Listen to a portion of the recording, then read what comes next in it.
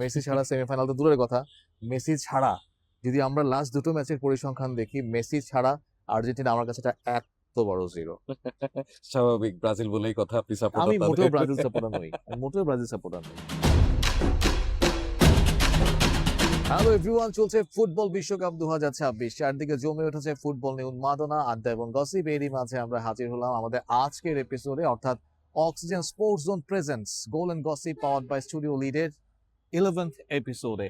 এবং আজকে আমরা আমাদের এপিসোডে যে গসিপগুলো করব, সেই গসিপগুলো হয়তো বা কোনো সীমা রেখায় বেঁধে রাখা যাবে না, কারণ আজকে আমরা যে দুজন গসিপ করছি আমরা দুজনই এই টিমেরই অংশ। অর্থাৎ আজকে আমার সঙ্গে রয়েছে ইস্তি। ইস্তি, তুমি তো আর্জেন্টাইন ফ্যান। গতকাল আর্জেন্টিনা 2-0 গোলে অস্ট্রিয়াকে হারিয়েছে এবং সেই খেলা দেখে অন্তত আমার মনে হয়েছে যে আর্জেন্টিনা যা খেলেছে সেটা একজন ভিন গ্রহের খেলোয়াড়ের উপর ডিপেন্ড করে খেলেছে।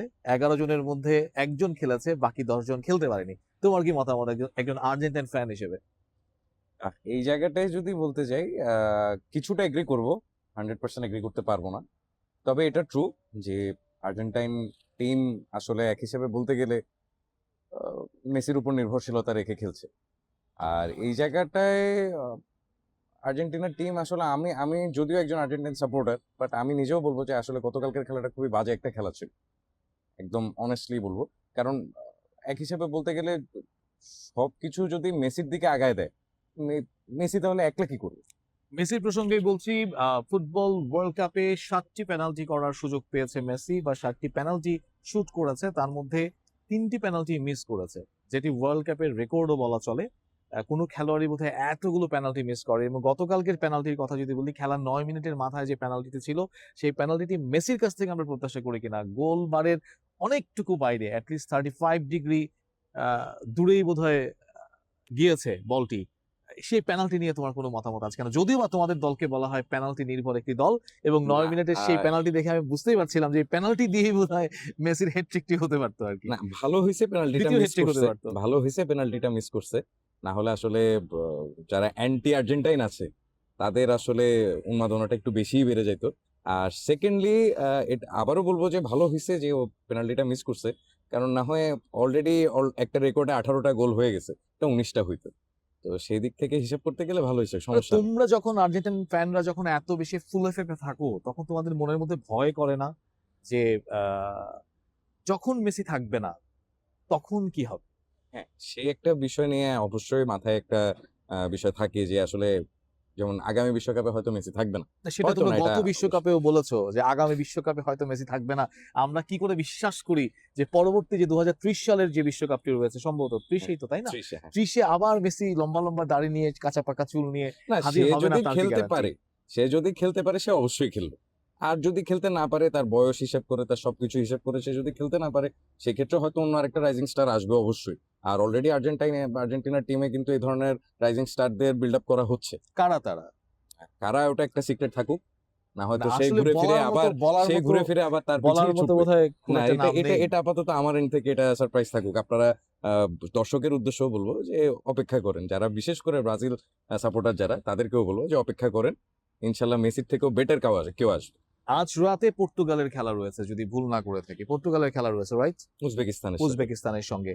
গত খেলাটা যদি আমরা দেখি পর্তুগালের, আমরা বেশ কয়েকটা মুভমেন্টে দেখেছি যে রোনালদোর কাছে বল না দেওয়ার একটা প্রবণতা, এরকম গসিপ সত্য মিথ্যা জানি না, মানুষজন সমালোচনা করছেন, নেট পাড়ায় উত্তাল হয়ে আছে যে তাকে বল পাস করা হয়নি, বা অনেক পেনাল্টি শুট বা ফ্রি কিক তাকে করতে করতে দেওয়া হয়নি, এরকম ব্যাপার স্যাপার আছে। এই ব্যাপারটিকে তুমি কিভাবে দেখছো বিগত দিনের খেলা এবং আপকামিং যে খেলাটি রয়েছে উজবেকিস্তানের সঙ্গে, সেই খেলাটি নিয়ে তোমার মতামত? লাস্ট ম্যাচের ইনসাইটস যদি আমি বলতে যাই, সেই ক্ষেত্রে রোনালদো আসলে একই বয়সী তো, মেসি, রোনালদো এরা তো একই বয়সী। তো দেখা যাচ্ছে আর্জেন্টিনার কথা যদি বলি আমি এখানে, মেসিকে আসলে ওর টিম কিন্তু আলটিমেটলি একটা সাপোর্ট দেয়। হ্যাঁ, ওই সাপোর্টের কারণে কিন্তু, যেমন কালকের খেলাতেও কিন্তু সেটা দেখা গেছে যে লাস্ট গোলটাতে মেসি কিন্তু 3-4বার ট্রাই করতেছে, তখন কিন্তু মেসিকে স্পেস করে দিছে মেসির টিম। বাট রোনালদোকে ওই স্পেসটা করে দেওয়া হয় না। রোনালদোকে ওই স্পেসটা যদি দেওয়া হতো, তাহলে লাস্ট ম্যাচে রোনালদোরও হয়তো 2টা গোল থাকতো বা 3টা গোল থাকতে পারতো। কিন্তু আজকের খেলায়, লাস্ট ম্যাচের রিভিউ অনুযায়ী যদি বলতে চাই, আমার কাছে মনে হচ্ছে আজকের খেলাটা ওই টাইপেরই একটা খেলা হবে। আচ্ছা, আবারও মেসির প্রসঙ্গে আসি। আসলে মেসির এমন খেলা, যে খেলাকে আসলে অস্বীকার করার সুযোগ নাই। মানে ও, মেসিকে নিয়ে যদি কোনো কেউ যদি প্রতিহিংসা পরায়ণ হয় কিংবা ঈর্ষান্বিত হয়, তাহলে এটাকে অভিশাপই বলা চলে। কারণ মেসির যে খেলা সেটা এত সুন্দর, এত সুন্দর, এত সুন্দর, যে মেসি ভক্ত নন কিংবা যে আর্জেন্টাইন ফ্যানও নন, তারও আসলে মেসির প্রতি একটা সফট কর্নার থাকাটা উচিত। কারণ আমরা বিশ্বাস করি ফুটবল খেলাটি এমন, যারাই ভালো খেলবে তারাই জায়গা করে নেবে। তো সেই জায়গা থেকে যদি আসি, যে আর্জেন্টাইন টিম যে টাইপের খেলা খেলছে, একটু আগে তুমি বলছিলে যে এই টাইপের খেলা খেললে আসলে আর্জেন্টিনা কত দূর পর্যন্ত এই বিশ্বকাপে যেতে পারে বলে তোমার মতামত? এবং সেই সঙ্গে আরেকটি প্রশ্ন, সেটি হচ্ছে পর্তুগালের কথা যদি বলি, রোনালদোকে নিয়ে অনেকেরই একটা, গত বিশ্বকাপে মেসির ব্যাপারে সবার মধ্যে একটা সফট কর্নার ছিল যে মেসি এমন খেলা খেলছে, তার অন্তত একটা ফুটবল বিশ্বকাপ পাওয়ার রাইট আছে, এরকম অনেকেই চেয়েছিলেন। যিনি মেসি ভক্ত নন তিনিও চেয়েছেন। সেটা কিন্তু পর্তুগালের রোনালদোর ক্ষেত্রেও তাই। অনেকে মনে করেন যে পর্তুগালে রোনালদো জন্ম না নিয়ে যদি অন্য কোনো ভালো দেশে জন্মগ্রহণ করতো, সেক্ষেত্রে হয়তো বা আরো বেশি কিছু করার বা ফুটবলকে দেওয়ার তার আরো অনেক সুযোগ কিছুই থাকতো। থাকতো। তো দুটোকে যদি আমি কম্পেয়ার করি, যে পর্তুগাল যে টাইপের খেলা খেলছে সেই টাইপের খেলা খেলে এবারের বিশ্বকাপে পর্তুগাল কতটুকু সামনে এগোতে পারে, এবং পক্ষান্তরে মেসি বা মেসির দল যেভাবে খেলা খেলছে সেই খেলা দিয়ে এবারে বিশ্বকাপে আর্জেন্টিনা কতদূর যেতে পারে বলে তোমার মনে হচ্ছে? যদিও বা ডিফেন্ডিং চ্যাম্পিয়ন এখন আর্জেন্টিনা, আমার ব্যক্তিগতভাবে মনে হয় না যে এবারের বিশ্বকাপে আর্জেন্টিনা খুব বেশি দূর এই খেলা খেলে এগোতে পারবে। যেটা গত বিশ্বকাপে আমরা দেখেছিলাম, প্রথম খেলা দেখেই বুঝেছিলাম যে এই আর্জেন্টিনা একটু ভিন্ন রকম আর্জেন্টিনা, কিন্তু গতবারের তুলনায় এবারের আর্জেন্টিনা আরো একটু ভিন্ন বা একেবারে উল্টো। হুম।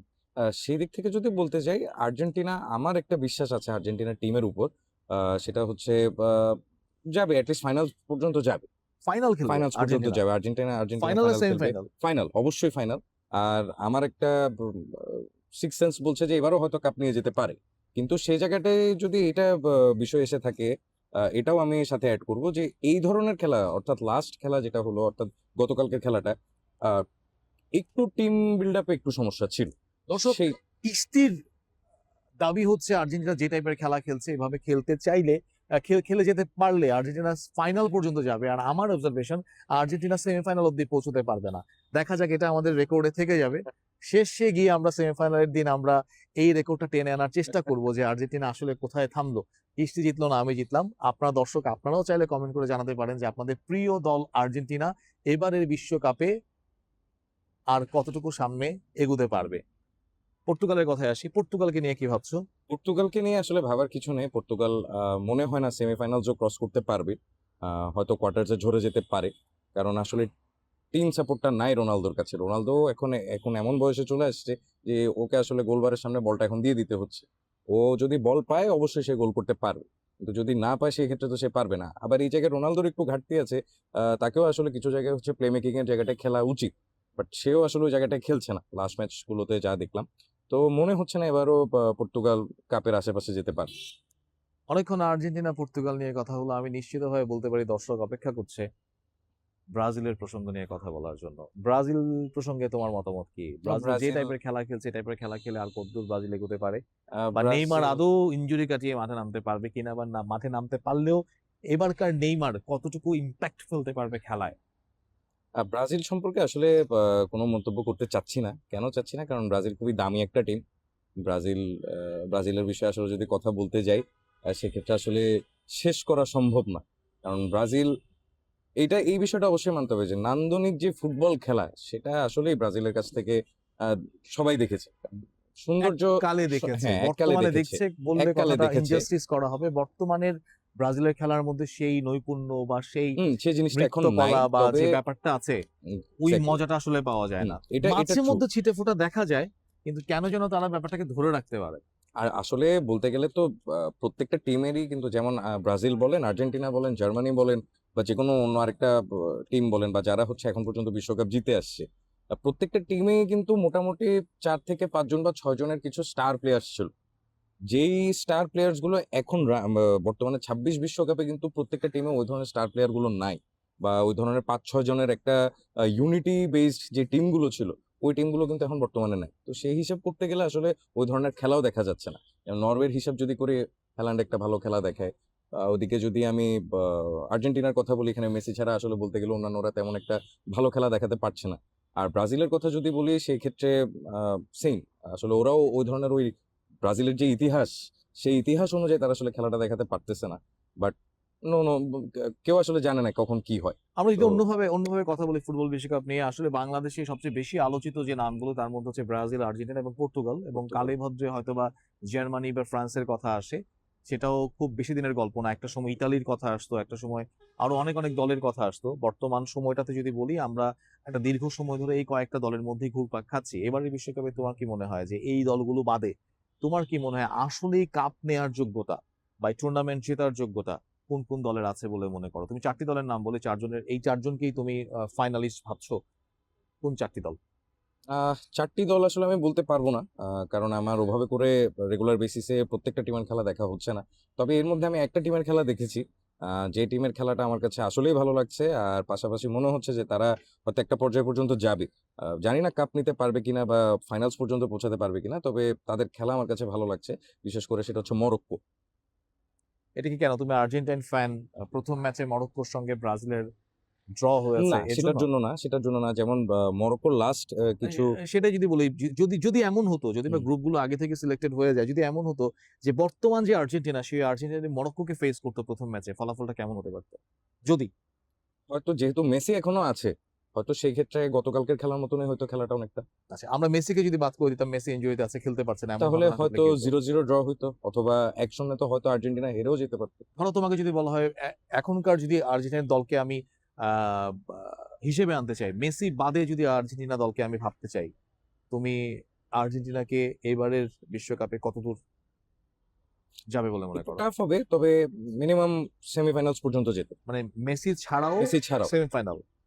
এটা কোনোভাবেই সম্ভব না। মেসি ছাড়া সেমিফাইনাল তো দূরের কথা, মেসি ছাড়া যদি আমরা লাস্ট দুটো ম্যাচের পরিসংখ্যান দেখি, মেসি ছাড়া আর্জেন্টিনা আমার কাছে এটা এত বড় জিরো। স্বাভাবিক, ব্রাজিল বলেই কথা, আপনি আমি সাপোর্টার মোটেও তাদের। ব্রাজিল সাপোর্টার নই, আমি মোটেও ব্রাজিল সাপোর্টার নই। ঠিক আছে, বলো, অনেকক্ষণ তোমাকে পচাইলাম, এবার হুম। তুমি আমাকে পচাইতে পারো কিনা। তোমাকে একটু না, ফ্লোর দেওয়া উচিত, যেহেতু আমি আসলে বিশেষ করে যারা ব্রাজিল সাপোর্টার তাদের, আমি মোটেও না ব্রাজিল না, আপনি সাপোর্টার নই। ব্রাজিল সাপোর্টার কতটুকু আমি সেটা মোটেও এটলিস্ট ব্রাজিল আমি সাপোর্টার জানি। নই। আমি মোটেও জানি, ব্রাজিল সাপোর্টার নই। আমার আমি সোশ্যাল জানি। মিডিয়া হ্যান্ডেলে কি বলবো, প্রমাণ দেয়া আছে আমি ব্রাজিল সাপোর্টার নই। আর সেটা তো আসলে দেওয়া হয়েছে, ব্রাজিল যেকোনো সময় ঝরে যেতে পারে ব্রাজিল সে ব্রাজিল যে কারণে। টাইপের খেলা খেলে, সে টাইপের খেলা খেলে ব্রাজিল এই যে গ্রুপ পর্ব পার করতে পারবে কিনা সেটা নিয়ে আমার সন্দেহ ছিল। ওই সো কারণেই হচ্ছে আমি এখন মোটেও আপাতত ব্রাজিল আপনি সাপোর্টার নেদারল্যান্ডসের নই। সাপোর্টার হিসেবে আমি আছেন, যেটা আবারও আমি বলছি, আমি জানি। ব্রাজিল সাপোর্টার নই। সে কারণেই বললাম যে আপনি এখন বর্তমানে ওই খেলা দেখেই বলছেন আচ্ছা বাদ যে দাও, আপনি এখন বর্তমানে তোমার পুকি কোন দল নেদারল্যান্ডস। সাপোর্ট করে? আমার ভাই কোনো পুকি নাই। আমি নিজেই আমার পুকি। আমি সিঙ্গেল মানুষ ভাই। আমার এই ভেজাল আমাকে ফালায়েন না। আমি তো জানি তোমার একটা পুকি আছে। না, না, I have no পুকি। তোমার পুকি নাই? না। আচ্ছা, পুকি জিনিসটা কি ভাই আসলে? পুকি জিনিসটা কি আমি নিজেও জানি না ভাই। আমি ওই কালচারের মানুষ না। আমি সাধারণ কালচারের মানুষ। কাজ করি, বাসায় যাই, পুকির খাওয়া-দাওয়া সঙ্গে করি। কালচারের কি সম্পর্ক? না, পুকি তো এখন Gen Z কালচার। এটা তো আমি Gen তোমায় Z যদি কালচার বলি না। যে, যদি আর্জেন্টাইন ফ্যানের কথা বলো, হুম, ফুটবল বিশ্বকাপ তো দেখো, হুম, আর বিশ্বকাপ লাইভ যখন দেখো সবসময় ক্যামেরাটা কিন্তু আহ, মাঠে থাকে না, হুম, গ্যালারিতেও যায়, বিভিন্ন দৃশ্য দেখা যায়। হুম। ফ্যানদেরকে যখন দেখো, বিদেশি ফ্যানদেরকে যখন দেখো, আম, কোন দলের ফ্যান, মানে ব্রাজিলের ফ্যানরা সুন্দর নাকি আর্জেন্টাইন ফ্যানরা সুন্দর? অবশ্যই আর্জেন্টিনার ফ্যানরা সুন্দর। যেমন গতকালকে একটা সিনারিও এরকম দেখানো হয়েছিল। একজন 100 এজড ফিমেল, একজন মহিলা, সে এখনো আর্জেন্টিনাকে সাপোর্ট করছে, মেসিকে সাপোর্ট করছে। ওই একটা দৃশ্য দেখে আমার কাছে কারণ খুবই আমি ভালো তোমাকে লেগেছে। সেই অর্থে জিজ্ঞেস করিনি, আমি তোমাকে জিজ্ঞেস করেছি যে হয় না ইয়াং ক্রেজ, বিউটি। না, আমার হ্যাঁ, কাছে ওই 100 এইজের যে মহিলাকে দেখেছি, আমার তাকেই সবচেয়ে বেশি ভালো লাগছে। কারণ উনি এখনো এই বয়সে এত প্রাণবন্ত।